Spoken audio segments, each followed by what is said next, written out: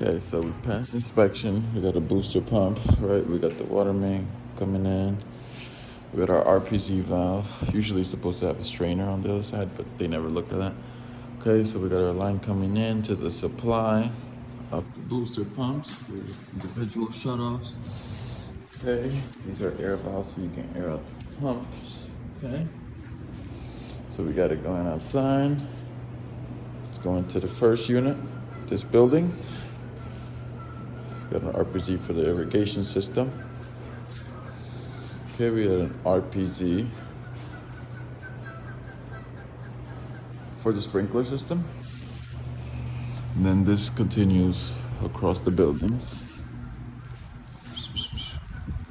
We got our line. It goes into this unit.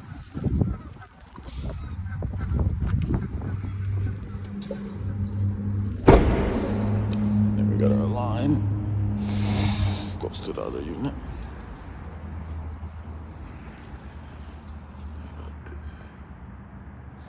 All of that is fireproofing. Okay.